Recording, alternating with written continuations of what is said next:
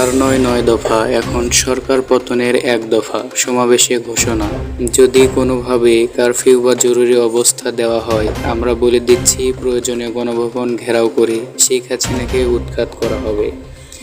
কোটা আন্দোলনে ঢল নেমেছে। শহীদ মিনারের সংঘাতে হত্যার বিচার ও গ্রেপ্তার শিক্ষার্থীদের মুক্তির দাবিতে ধারাবাহিক কর্মসূচি চলছে।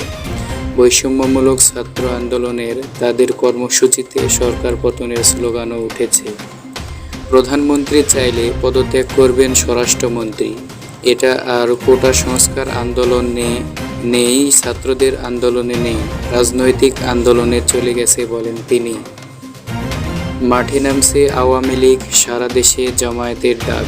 কাদের বলেন, আমরা কোনোরকম মুখোমুখি অবস্থানে জড়াতে চাই না, সে কারণে সংঘাত হতে পারে। এ ধরনের প্রোগ্রাম আমরা এড়িয়ে চলেছি, বলেন ওবায়দুল কাদের। অসহযোগ, কি মানা করল ছাত্ররা? সব অফিস বন্ধ থাকবে, নিত্য প্রয়োজনীয় দ্রব্যের দোকানপাট বেলা 11টা থেকে 1টা পর্যন্ত খোলা থাকবে। শহীদ মিনারের সমাবেশে বলেন বৈষম্য বিরোধী ছাত্র আন্দোলনের সমন্বয়ক আসিফ মাহমুদ।